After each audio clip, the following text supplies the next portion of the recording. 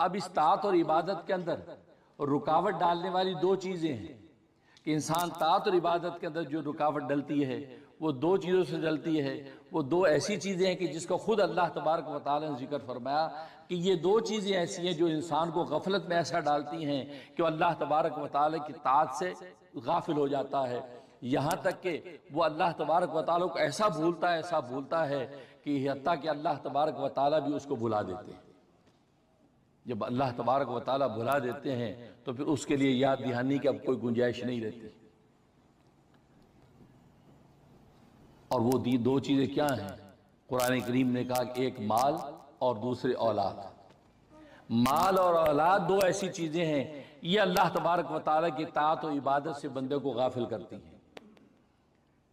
مال بھی بندے کو طاعت اور عبادت سے غافل کرتا ہے. انسان مال و دولت کی چھنکار کے اندر ایسا غافل ہوتا ہے، ایسا جو اس کھانے اور کمانے میں لگا رہتا ہے کہ وہ مال عطا کرنے والے منعم کو بھول جاتا ہے.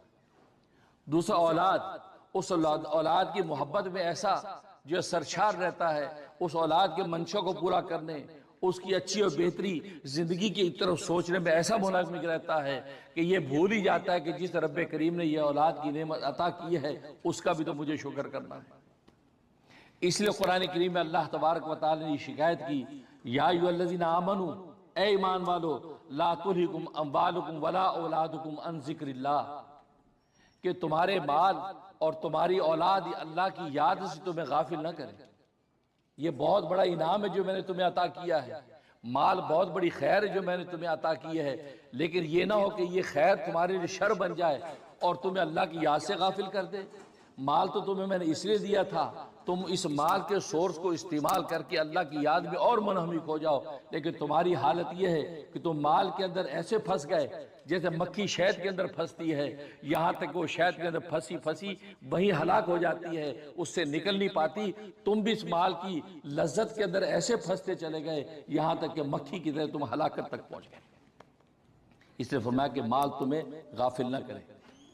اور ولا اولادکم، اور تمہاری اولاد غافل نہ کرے. اب غافل کیوں کرے گی؟ غفلت کی دو وجہ ہیں. مال سے جو غفلت پیدا ہوتی ہے عقلی غفلت پیدا ہوتی ہے، کیونکہ مال کے ساتھ جو محبت انسان کی عقلی محبت ہے، اور اولاد کے ساتھ جو محبت انسان کی طبعی محبت ہے. مال عقلی طور پہ انسان کا مرغوب ہے، انسان سوچتا ہے مال ہوگا تو اچھا کھائیں گے،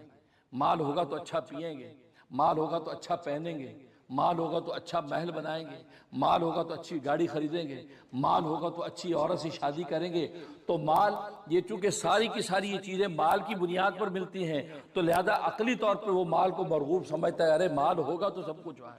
اگر مایا نہیں ہے تو پھر کچھ بھی نہیں ہے. لہذا مال کے اس کمانے میں اس کی اس قدر اس کا میلان ہو جاتا ہے کہ مال عطا کرنے والے کو بھول جاتا ہے. اس لیے مال کو مال کہتے ہیں کیونکہ مال کا لفظ میلان سے ہے. میلان کا مطلب یہ ہے کہ انسان کی طبیعت ادھر مائل ہوتی ہے، اور مال ایک ایسی چیز ہے کہ اس کی طرف انسان کی طبیعت مائل ہوتی ہے، انسان کی طبیعت کا میلان اس کی طرف رہتا ہے. لہذا ہر وقت انسان مال پر نگاہ رکھتا ہے کہ میری پروموشن کیسے ہو سکتی ہے تاکہ مال بڑھے گا، مجھے اگلا عہدہ کیسے مل سکتا ہے تاکہ مال بڑھے گا، مجھے وہ سیٹ کیسے مل سکتی ہے ایک سائن پر مجھے چیک ملے. وہ تو گویا کہ مال اس کے دماغ میں گھومتا ہے. تو مال کے اندر میلان ہے، انسان کی طبیعت ادھر مائل ہوتی ہے، اس میلان کی وجہ سے انسان مال کی طرف جھکاؤ کرتا ہے. اور اللہ تبارک و تعالی نے مال کو ایسی آزمائش بنایا، ایسا بے وفا دوست بنایا کہ یہ جب تک تمہارے پاس رہتا آپ کے کسی کام کا نہیں. آپ کے $100 جیب میں ہے، کسی کام کے نہیں ہیں. جب تک یہ نکل کے کسی دوسرے کی جیب میں جا کے آپ سے بے وفائی نہیں کریں گے اس وقت تک آپ کو نفع ہی نہیں دے سکتے. آپ جیب میں $100 لے کے یہ دو روٹیاں دینا، ہاں جی پیسے، یار پیسے روٹی دو، یار پیسے دو، اسی پر جھگڑا ہوگا. روٹی اس وقت آپ ہاتھ میں نہیں آئے گی جب تک اس بے وفا دوست کو نکال کے اس کی جیب میں نہ ڈالیں گے. تو اس کی نیچر میں اللہ نے بے وفائی رکھی ہے. یہ آپ کے پاس خزانہ بن کے پڑا رہے، آپ کے کسی کام کا نہیں ہے. آپ بلینئر تو ہوں گے، ملینئر تو ہوں گے، لیکن ایک روٹی وہ مال آپ کو نہیں دلا سکتا. جب تک یہ بے وفائی کر کے دوسرے کا نہیں ہو جاتا اس وقت تک آپ کی کسی کام کا نہیں ہے. جب یہ دوست اتنا بے وفا ہے، اس کی گھٹی میں ہی جو اللہ تبارک و تعالی نے بے وفائی رکھی ہے، اس سے محبت کرنا حماقت کے علاوہ کچھ نہیں. आमक होगा जो इससे मोहब्बत करेगा। हाँ, ज़रूरत का ताल्लुक अगर रखेगा तो ये कामयाब हो जाएगा। जहाँ ज़रूरत होगी खुल के माल खर्च करेगा, जहाँ ज़रूरत नहीं वहाँ माल को होल्ड करेगा। बस ज़रूरत का ताल्लुक इसके कायम रहेगा तो अल्लाह तबारक व तआला इस माल को आपके लिए ऐसा नाफे बनाएंगे, इस माल के ज़रिए से दुनिया में बैठ के आप जन्नत को खरीद लेंगे। अच्छा, साहबा ने इस माल से जन्नत खरीदी नहीं, माल लुटाया, जन्नतों के फैसले कर दिए। उस्मान गनी रजी अल्लाह तआला माल लुटाया, नबी ने दुनिया में जन्नत की बशारत दे दी। तो माल काम की ऐसी चीज़ है कि अगर आपने उसको सही जगह लुटा दिया तो आपको दुनिया में जन्नत के फैसले करा देगा। लेकिन अगर आपने उसको होल्ड किए रखा, खर्च ना किया, बुखल और कंजूसी की वजह से अपने सीने से लगाए रखा, नहीं मैं माल खर्च नहीं करूँगा, तो फिर ये माल आपके किसी काम नहीं। यहाँ तक कि इस माल के अंदर मक्खी जैसे शहद में हलाक हो जाती है, ऐसे इंसान माल में हलाक हो जाता है। तो माल से गफलत पैदा होती है अकली तौर पर, और औलाद के साथ जो मोहब्बत है वो तभी है। इंसान अकली तौर पर अपनी औलाद को जितना भी इबा करे कि नहीं ये औलाद गंदी है, ये नाफरमान है, मुझे उससे कोई ताल्लुक नहीं रखना, लेकिन अंदर का जो खूनी रिश्ता वो फिर औलाद की तरफ उसको मुतवज्जे करेगा। कितने वाक़यात है, बापों ने बच्चों को घर से निकाल दिया, माँ ने ठोकर मार दी, लेकिन बाद में दिल तड़प रहा है कि मेरी बेटी, हाय मेरा बेटा, हाय मेरा बच्चा। क्यों? वो खूनी रिश्ता है। तो तभी मिलान जो औलाद के साथ है, ये तभी मिलान इंसान को गाफिल कर देता है। इंसान इतना उसकी तरफ मायल हो जाता है कि वो देखता ही नहीं कि तबीयत तो ये कहती है लेकिन शरीयत क्या कहती है। बस ये तकाबुल आता है तो वो तबीयत पर जो वो शरीयत को गालिब नहीं करता, बल्कि शरीयत पर तबीयत को गालिब करके वो अपनी औलाद के लिए वो कर देता है कि जो अल्लाह तबारक व तआला की शरीयत उसकी इजाज़त नहीं देती, यहाँ तक दुनिया में उसके लिए हलाकत का फैसला हो जाता है। तो गोया कि ये दो चीज़ें हैं जो अल्लाह की ताअत और इबादत से रोकती हैं। एक माल वो अपने अक्ली मैलान की वजह से, और दूसरी औलाद अपनी तभी मैलान की वजह से वो अल्लाह तबारक व तआला की ताअत से रोकती है। जानते कि किस्तवार हमने ये सिलसिला शुरू कर रखा है कि जिसमें औलिया अल्लाह की सिफात व अखलाक बतलाते हैं, और अब तक तकरीबन 45 औलिया अल्लाह के जो है सिफात व अखलाक जिक्र हो गए हैं, और आज 10वीं किस्त है, और एक किस्त में हम 5 अखलाक व सिफात जिक्र करते हैं। तो आज 10वीं किस्त है, तो 5 अखलाक व सिफात पर गुफ्तगू करेंगे, और यूँ तकरीबन जो 50 अखलाक व सिफात औलिया कामिलीन के हमारे सामने आ जाएंगे, और ज़ाहिर है कि हमारे लिए बड़ी मशअल राह है। जहाँ तक औलिया अल्लाह के अखलाक व सिफात में से एक सिफत ये है कि ये जो है औलिया कामिलीन जो है वो रिक़त क़ल्ब और गिरिया बुका जो है इन पर तारी रहता है। यानी रकील क़ल्ब होते हैं और आह बुका अल्लाह तबारक व तआला के लिए बहुत करते हैं, और ये इसलिए करते हैं कि अल्लाह तबारक व तआला के सामने पेश होने से डरते हैं, और इन पर यह खौफ तारी रहता है कि जो हमने इबादत किए हैं और जो दुनिया के अंदर जो अश्याल व अज़कार किए हैं, पता नहीं अल्लाह तबारक व तआला के यहाँ क्या कीमत लगे, और कर अल्लाह के सामने जब पेश हों तो पता नहीं किस हाल में पेशी हो, कि अल्लाह हमसे राज़ी है या नाराज़ है। बस ये तसव्वुर बांधते हैं और वो रोने लगते हैं। इस कदर रोते हैं कि शब रोज़ रोने में गुजर जाती है, दिल इनके नरम हो जाते हैं और आंखों से आंसू जारी होते हैं, वह कि दिल फुगार होता है और आंखें अशकबार होती हैं। चुनांचे हज़रत उमर फारूक रज़ी अल्लाह तआला अन्हु के बारे में आता है कि वो इतना रोते थे कि उनके जो गालों के ऊपर 2 सियाह लकीरें बन गई थी, मुसलसल आंसू बहने की वजह से वह कि सियाह लकीरें जो है वो गालों पे बन गई। और आबे आदविया ये अल्लाह तबारक व तआला की बड़ी नेक बंदी और वलिया गुजरी हैं, वो इस कदर रोती थी और रो रो के अपने आंसू जो है वो साइड पे झाड़ती थी कि वो जगह इतनी गीली हो जाती कि कोई नया आने वाला देखता तो ऐसे लगता कि किसी ने यहाँ वुजू किया है, इतना रो। और ज़ाहिर का हदीस में आता है कि अगर खौफ खुदा से कोई शख्स रोया और एक आंसू जो मक्खी के सर के बराबर हो उसकी आंख से अगर टपक जाए तो अल्लाह तबारक व तआला उसकी उस आंसू से उसकी जहन्नुम को बुझा देते हैं। और यहाँ इन औलिया कामिलीन की हालत यह है कि इस कदर गिरिया तारी है कि वो अल्लाह तबारक व तआला की याद में और अपनी ज़ात को देख कर जो रोते हैं। तो ये इनका एक खास वसफ है कि औलिया कामिलीन का दिल नरम हो जाता है और आंखें इनकी अश्कबार रहती हैं और हर वक्त अल्लाह तबारक व तआला की याद में रोते हैं। ये इनका एक वसफ। और दूसरा इनका वसफ ये कि मुहासबा नफ्स करते हैं, अपने नफ्स के मुहासबे में रहते हैं। किसी दूसरे पर जो है वो तनकीद करने के बजाय, किसी दूसरे पर ऐब और नक्स की उंगली उठाने के बजाय अपने नफ्स को देखते हैं,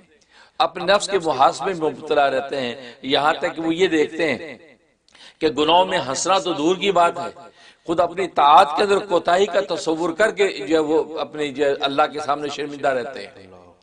یعنی عام آدمی تو گناہوں کی حالت میں بھی ہنستا بستا نظر آتا ہے، اور یہ طاعت کی حالت میں بھی یہ ان کے اوپر فکر طاری رہتی کہ پتہ نہیں اللہ تبارک و تعالیٰ کی ہماری عبادت کی کیا قیمت لگی ہے۔ تو اپنے نفس کے محاسبے کے اندر مبتلا رہتے ہیں، لہذا محاسبہ نفس جو ہے ان کو شب و روز کروٹ لینے نہیں دیتا۔ کوئی اقوال ہوں، افعال ہوں، احوال ہوں، اعمال ہوں، کسی بھی جو عمل و قول کے ظاہر کرنے سے پہلے اپنے نفس کا محاسبہ کرتے ہیں، اور اپنے نفس کو اس قابل نہیں پاتے کہ میں یہ بات کہوں، اس قابل نہیں پاتے کہ میں یہ قدم بڑھاؤں، بلکہ اپنے آپ کو کمتر سے کمتر سمجھتے چلے جاتے ہیں۔ لہٰذا اس محاسبہ نفس کے نتیجے میں وہ اسی فکر میں رہتے ہیں کہ کل کو اللہ تبارک و تعالیٰ کی پتہ نہیں کیا قیمت لگے گی،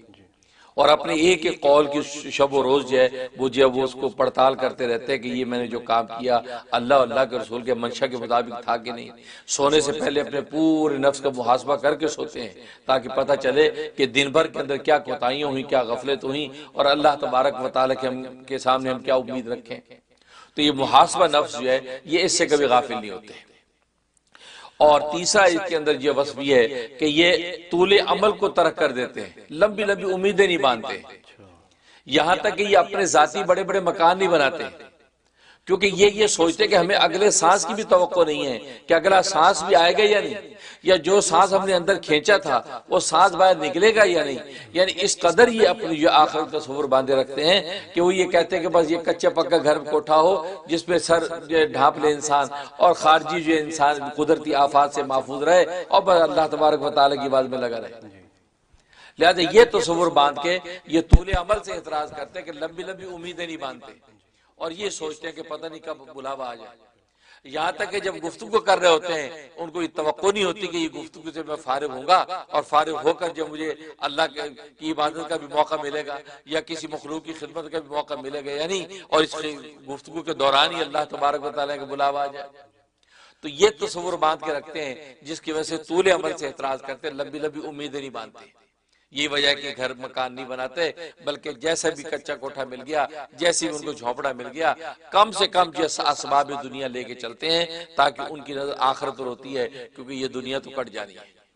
یہ ان کی کیفیت ہوتی ہے، کیونکہ طول عمل سے اعتراض کرتے ہیں۔ اور چوتھا مطلب یہ ہے کہ اللہ کی مخلوق پر شفقت کرتے ہیں، الشفقۃ علی خلق اللہ، اللہ کی مخلوق سے شفقت کرتے ہیں۔ مخلوق جو ہے بھلے وہ انسان ہو یا حیوان ہو، چونٹیاں ہوں یا پرندے ہوں، لیکن اللہ کی مخلوق ہے اس پر ان کو ایک شفقت ہوتی ہے، یہاں تک کہ گناہگار بھی اگر سامنے ہیں تو گناہگار پر بھی مہربان ہوتے ہیں، اس پر رحم کی نظر سے دیکھتے ہیں، اور یہ سوچتے ہیں کہ کچھ بھی ہو میرے محبوب کی مخلوق تو ہے، میرے محبوب کی تخلیق تو ہے، لہٰذا زمین پہ رینگنے والی چونٹیاں ان پر بھی یہ شفقت کی نظر، رحم کی نظر سے دیکھتے ہیں، ان کی بھی خدمت اور راحت کا سامان کرنے کی کوشش کرتے ہیں۔ تو یہ شفقت علی خلق اللہ ان کے اوپر طاری رہتی ہے، اور یہ کسی مخلوق سے بھی یہ کسی قسم کی عداوت اور بغض نہیں رکھتے۔ انسان تو بڑی بات ہے، یہ حیوانوں کے ساتھ بھی ان کو کسی کو بغض نہیں ہو، عداوت نہیں ہوتی، بلکہ ان مخلوقات پر بھی شفقت کرتے ہیں۔ کبھی اگر ان مخلوقات کو کسی قسم کی خدمت کی ضرورت ہے، کسی مصیبت میں وہ مبتلا ہے، تو فوراً ان کی مدد کو بھی پہنچتے ہیں، چاہے کہ انسان ہو اور انسان گناہگار بھلے ہو، یہ اس کی بھی خدمت کرنے کی کوشش کرتے ہیں، اور یہ سوچتے ہیں کہ جو کہ اللہ کی مخلوق ہے اس مخلوق کی خدمت کروں گا، ہو سکتا ہے یہ خدمت اللہ کے یہاں قبول ہو جائے تو وہاں میں سرخرو ہو جاؤں۔ تو یہ مخلوق پر شفقت کا ایک شان ان کے اندر موجود ہوتی ہے۔ اور پانچواں وصف ان کے اندر یہ ہوتا ہے، یہ ترک جدال کرتے ہیں، لڑائی جھگڑے سے بچتے ہیں، یہ بحث مباحثہ مناظرہ نہیں کرتے ہیں۔ اگر ایک بات کہنی ہے وہ ایک نصیحت کے طور پر سامنے والے کو کہہ دی، اس میں بھی یہ تصور کرتے ہیں کہ یہ جو بات میں کہہ رہا ہوں اس آواز میں میرے کان اس کے کانوں سے زیادہ قریب ہیں، کیونکہ میں زیادہ مستحق ہوں اس نصیحت کا جو میں دوسرے کو کر رہا ہوں، اور دوسرے کو اس نیت سے نصیحت کرتے ہیں کہ سبق کو سنا رہے ہیں، جیسے شاگرد استاد کو سبق سناتا ہے، حالانکہ اس کو پڑھاتا نہیں بلکہ سناتا ہے، بالکل ان کا تصور یہ ہوتا ہے کہ میں سامنے والے کو نصیحت سنا رہا ہوں اور حقیقت میں اپنا سبق یاد کر رہا ہوں۔ یعنی یہ سامنے والے کو کمتر نہیں سمجھتے، اور اگر سامنے والا وہ جدال اور جھگڑے کی کوشش کرے، جی کہاں سے آپ نے کہہ دیا، یہ کیسے کہہ دیا، تو اس سے بحث نہیں کرتے، جی ٹھیک ہے آپ نے بجا فرمایا، جو آپ کہہ رہے ہیں بہت اچھا، اپنا راستہ ناپتے، جھگڑا نہیں کرتے، اس سے بحث مباحثہ نہیں کرتے، دلائل کی بحث نہیں کرتے۔ یہ ان صوفیہ کرام کا خاص وصف ہوتا ہے، ان اولیاء کاملین کی خاص شان ہوتی ہے کہ اس سے جھگڑا نہیں کرتے۔ یہاں تک اگر کوئی شخص یہ کہتا ہے یار یہ کتب ابدال کا وجود کہاں سے آ گیا، یہ کون کتب ہوتے ہیں، کون ابدال ہوتے ہیں، یہ کہاں سے ثابت ہے، کہا جی ٹھیک ہے آپ جو کہتے ہیں جی بس شکریہ، ہم تو نہیں مانتے کہ جی ٹھیک بہت اچھا آپ کی مرضی، میں نے جو کہنا تھا کہہ دیا۔ تو یہاں تک جو ہے یہ اپنے تصوف سلوک کے حوالے سے بحث و مباحثے کے اندر نہیں پڑتے، بلکہ سامنے والے کو نصیحت کر کے اپنا راستہ ناپتے ہیں اور اس کے ساتھ الجھتے نہیں۔ تو ترک جدال کرنا، جھگڑے سے بچنا، یہ ان کا خاص وصف ہوتا ہے، بس نصیحت سچے دل سے کر کے یہ اپنی منزل کو چلے جاتے ہیں۔ اس انداز سے جو ہے دعوت حق کو پھیلاتے رہتے ہیں، کسی کے دل کے اندر بات اتر گئی تو اس کو بھی منزل مل گئی اور اس راہ مستقیم پہ آ جاتا ہے، اور جس کو نہیں ملی تو وہ محروم رہتا ہے، وہ اس کا بوجھ اسی کے گردن پہ رہتا ہے، یہ اپنے ذمے سے بری ہو جاتے ہیں۔ بہت انٹرسٹنگ حضرت، بہت دلچسپ۔ اس سے تو حضرت یہ سوال ذہن میں آنے لگا کہ اولیاء اللہ یہ تو سارے پیر کامل ہو چکے ہوتے ہیں، تو حضرت ان پر تو اللہ کی خاص محبت کی تجلی بھی پڑ چکی ہوتی ہے، اللہ کے خاص مقرب بن چکے ہوتے ہیں، تو اس کے بعد پھر ان کو تو مطمئن ہو جانا چاہیے، پھر یہ کیوں اتنی احتیاط والی زندگی گزار رہے ہوتے ہیں؟ بڑا اچھا سوال اٹھایا آپ نے۔ اصل میں بات یہ ہے کہ اطمینان، دنیا اطمینان کی جگہ ہی نہیں، اچھا، دنیا بے چینی کا نام ہی دنیا ہے، اللہ، یہ اطمینان کی جگہ نہیں، اطمینان کی جگہ جنت ہے اور بے چینی کی جگہ جہنم ہے۔ دنیا میں نہ کامل اطمینان ہے نہ کامل بے اطمینانی ہے، بلکہ دونوں چیزیں ہیں۔ اس لیے وہ دونوں تمام چیز کی کیفیت ان کے اوپر رہتی ہیں کہ دل کے اندر ان کی اطمینان رہتا ہے